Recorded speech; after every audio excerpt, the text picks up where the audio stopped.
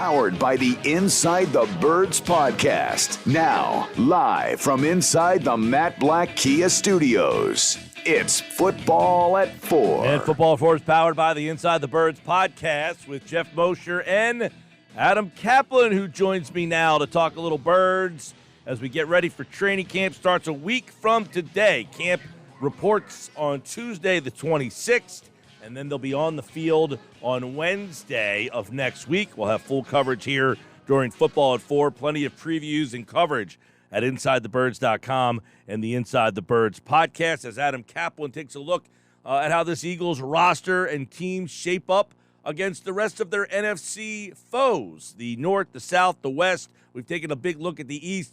We'll see how the Eagles roster shapes up because, Adam, it seems that they are a very popular team nationally. A lot of people like this roster. A lot of people like where they kind of stack up. So how does this Eagles roster and this team shape up against the rest of the NFC right now? So, Mike, good to be with you. Yeah, before we get to that, just a couple notes here.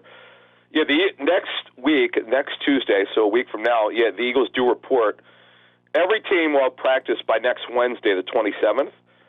So, yeah, we're going to roll in there. I will be there next week. Next Wednesday, it'll be my I don't know, what is it, my 18th training camp tour. I'll start with the Eagles as I usually do. I don't always, but I usually do because I like to start there and work my way up and seeing the Giants and the Ravens and some East Coast teams. I'll fly out west. I'll come back, and I'll probably wind up my tour the last couple of days with the Eagles. But, I always like when I travel, Mike, I ask general managers and coaches and personnel people around the league, what do you think of this Philly team?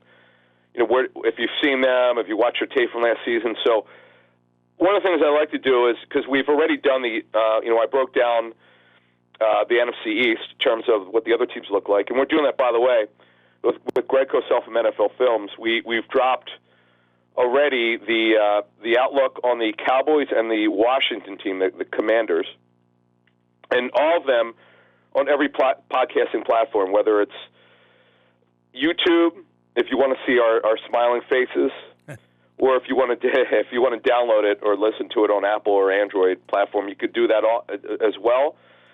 And then next week, on Monday morning at 6 a.m., we're dropping our Giants show. And I'll tell you about the Giants, Mike, before we move to the rest of the NFC. They're going to be a little bit better than people think. I'm not saying they're going to make the playoffs, but their roster is much better than you think. The coaching is going to be better, so they'll be more competitive. And then we finish it off to open up training camp on Thursday morning. We break down the Eagles roster, and there are going to be some surprises, I could tell you. We just taped that show, and you're going to be surprised with some of the stuff that Greg has to say, and it kind of surprised us. So we look forward to releasing that to everybody else. But getting to the NFC North, Mike, if you just matched up, the one team, obviously Green Bay, you got Aaron Rodgers, and Green Bay's got a great defense. I mean, I can't believe I'm saying this, but it's true. The Eagles are way better than Green Bay at wide receiver. You take away Devontae Adams. And this is the one thing, Mike, with Green Bay. Yeah, they have Aaron Rodgers, still one of the top 2 or 3 quarterbacks in the NFL.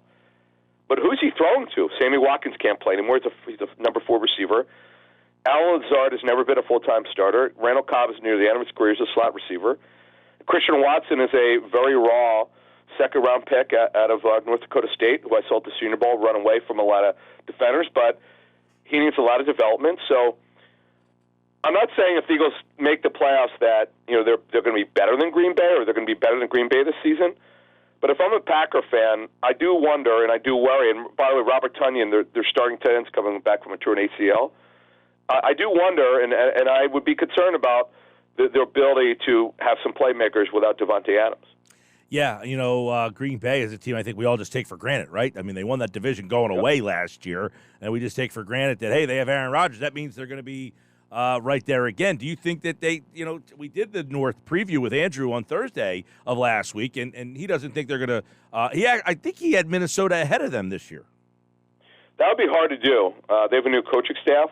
Now, there's changing schemes from a 43 to a 34. Now, my buddy Paul Allen, the play-by-play voice for the Vikings, he thinks it's been at least 40 years since they've run a 34. He cannot remember the last time.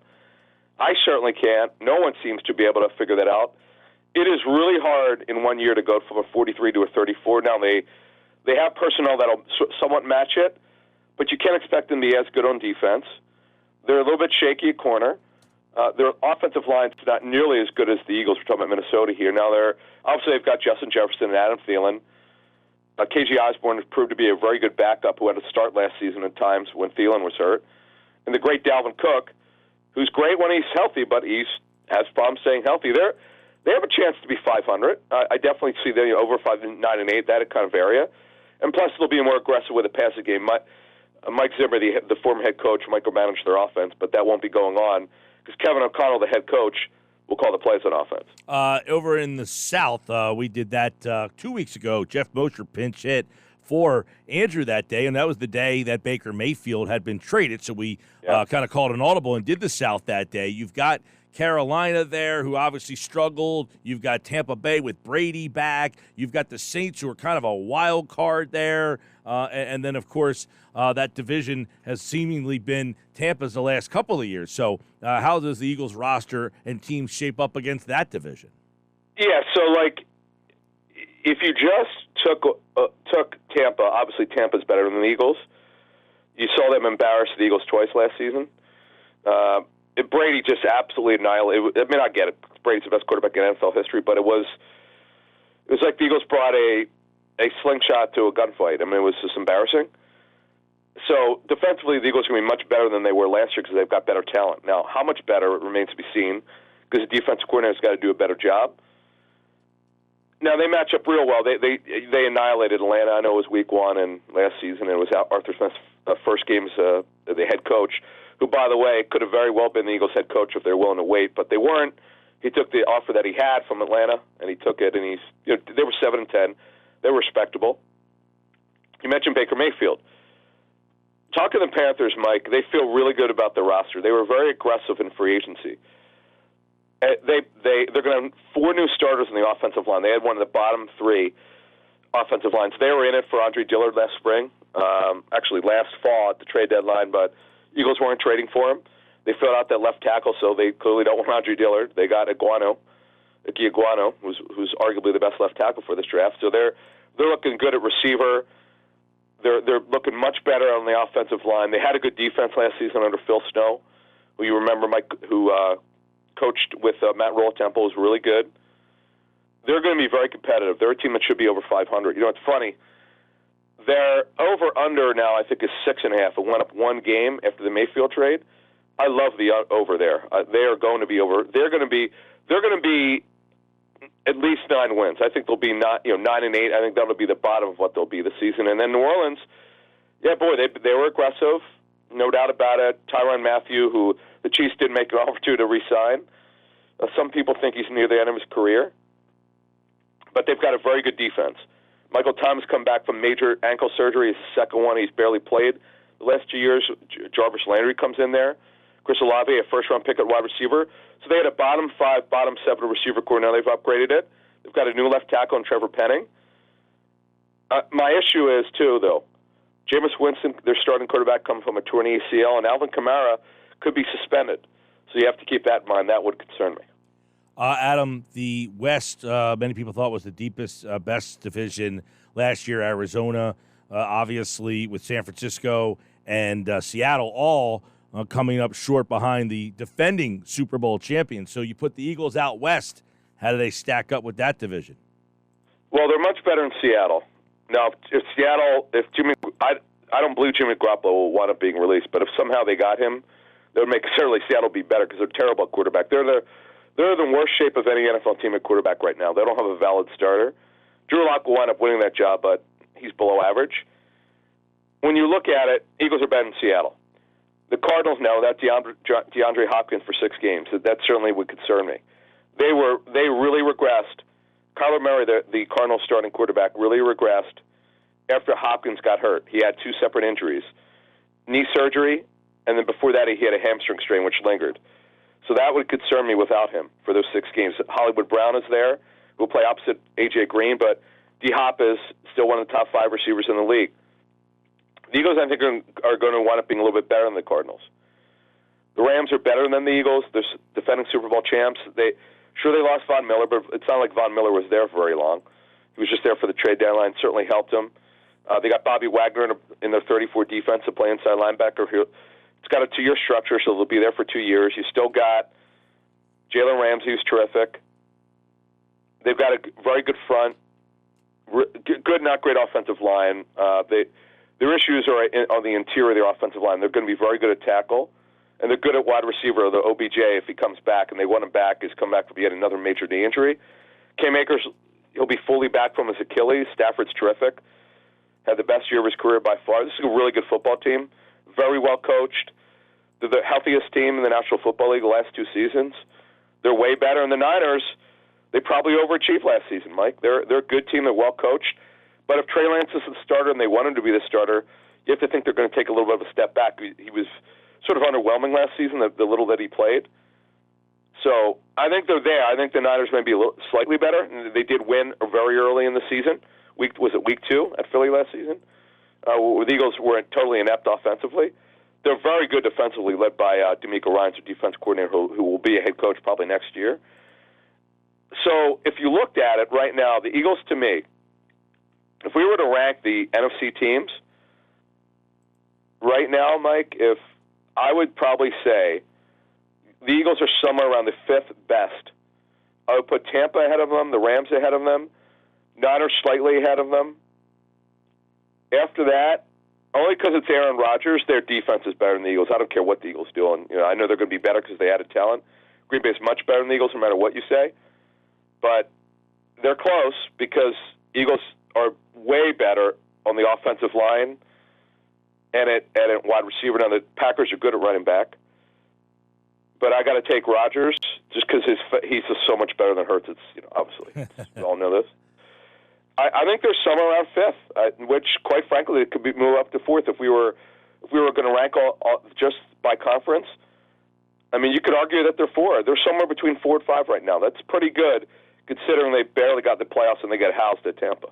Football for Adam Caplan, InsideTheBirds.com, the Inside the Birds podcast. And, all right, with training camp, we look for some surprises, some guys who might be under the radar, Adam, some guys that maybe our listeners, don't know too much about. We used to call him Mr. Lehigh, right? They used to have guys who stood out at training camp. So give us a couple of camp surprises that you'll have your eye on.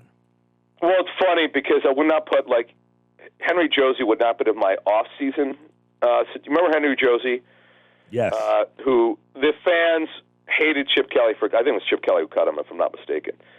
And I warned them that he had major knee concerns, and the fans just got all bent up out of shape that I said he will never make it because of the knee problems. Well, he went to CFL and his career ended. So he was a running back. You got to be careful. Off-season stuff, training camp stuff, take it for what it is. You can't overrate that stuff. But on my list, we put this out 6 weeks ago on our show. Actually, probably a little bit later than that, maybe. It was after the first 2 weeks or 3 weeks of OTAs. It's actually when they only did 7-on-7s. They never did any more than that, and we're told they only did them in the final 2 weeks. Where Covey was the most outstanding receiver in terms of everything they asked him to do of the young kids. He's going to make it as a punt returner. You watch. I made this prediction weeks ago, and I'm going to continue to say it. He'll wind up being the punt returner. Here's another one for you, Kyron Johnson, who will line up at strong side linebacker, probably. He's a little bit smaller. I don't know if he could play defensive end at this level. He'll be an edge rusher, however they want to use him. We still don't know exactly what their scheme's going to look like. We know they're going to run 43. And we don't know how much 5-2 they're going to run like they did last season. Whether it's still going to be as much, we couldn't tell you. We don't know that. But behind Reddick, they need to find out whether it's Patrick Johnson or Kyron Johnson. Here's why Kyron Johnson, number one, will make the team as a 6th-round pick. He will wind up being one of the best special teams players because he's one of the fastest. And that has a lot of value, Mike. So look for him to make the team. He's a guy that did flash a little bit, and the Eagles did a lot of homework on him. So look for him to make it. And then here's what. Now, see, people had questions about not Jimmy Moreland. They had questions about why the Eagles cut Craig James. He was never going to make it anyway. One way or the other, because their top 4 spots are taken. They'd like the 5th guy to be, whether it's Josh Jobe, they gave a lot of money to as an undrafted free agent, whether it's Josh Blackwell, who's another kid they gave decent money to, or Mario Goodrich is another guy. Or Tate Gowan, when they made a trade, the Ertz trade, because they like his size. Craig James was never going to make the team. So one of those guys is going to make it. But Jimmy Moreland's a guy they've really liked for a couple of years. He could play inside or outside. He'll also bring a little depth and competition to the slot position behind Maddox. So he's the guy that, folks, keep an eye on him in training camp. We barely talked about him because I'd heard he didn't really stand out one way or the other in OTAs, but take a look at him. And finally, before we get out of here, Jaquiski Tart. We will talk about him with Greg Cosell next Thursday. Trust me, a lot on him. He's going to push Anthony Harris. Whether the team says it's a competition or not, don't worry about what they say. It's all about what they do. Tart's going to push Harris. He's a really good football. In fact, he's a better football player than Harris. He's had a major injury history. He's 30 years old. These are all factors. So is Harris in terms of age. But Tart's just a better football player, but he has trouble staying on the field. Keep an eye on him. I can't wait to go to practice. I know they really won't hit, but when they do what's called the thud drill, when you can't take a guy to the ground, but you're going to use an elbow or shoulder, watch him because he's a guy who's super physical. I'll leave you with this. Did you catch any of the LaShawn McCoy conversation about Nnamdi Asomugha?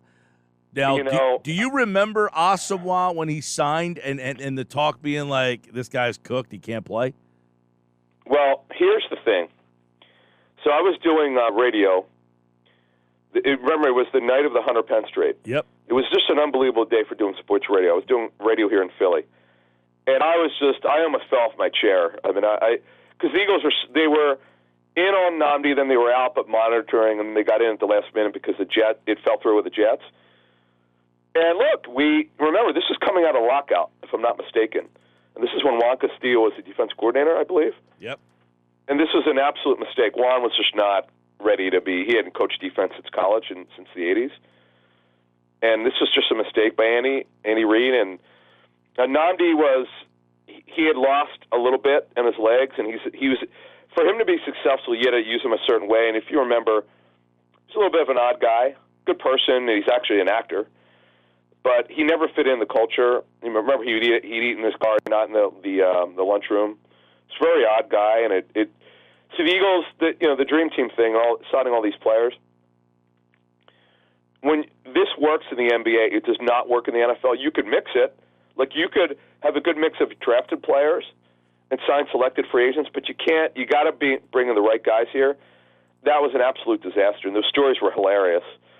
Asante Samuel, Samuel was. I've always found Asante to be very entertaining, and he used to give some of the local media here guff. It was actually pretty funny. Yeah, that was. I was laughing. I remember that vividly because at the time, I was coaching baseball, and Castillo's son was playing in a baseball tournament that we were coaching in, and he would be sitting out in left field, and he had this huge binder in his lap the whole time, and he just sat out there. What's Juan that? Did? Juan did, yeah. Juan had the binder? Yeah, he just sat out in the outfield the whole time with this huge binder, and, he had got named the defensive coordinator, and people were like, what in the world is he thinking? But there he was at all these games with this huge binder, and we pulled in to the parking lot the night we were playing Castillo's son's team, and it was just announced that they had signed Asomugha, and because that was the lockout, and there was moves happening like left and right all over the place. It was pretty awesome. It was just an awesome day, too. I know it didn't work out for the Eagles, but it was just an awesome day in Philadelphia sports because, remember, they got Hunter Pence later, and it was just one of these situations where you're like, how's this happen? This is unbelievable. We forget, as you said, how big of a splash the Asomugha signing was and how they beat the Jets, and that Rex Ryan was so upset. And then to get Pence via trade from Houston, he was still really good. He wasn't that good here, but it was a great day in Philadelphia sports. Unfortunately, neither worked out, quite frankly, as well as we thought it would. That's right. All right, Adam Caplan, plenty of insight and analysis and content on Eagles training camp over at InsideTheBirds.com and Inside the Birds podcast. It'll be revving up for the season. They've got all the previews up there with Greg Cosell, so check that out on all the Inside the Birds platforms and right here on Football at 4. Adam, take care, bud. Thank you.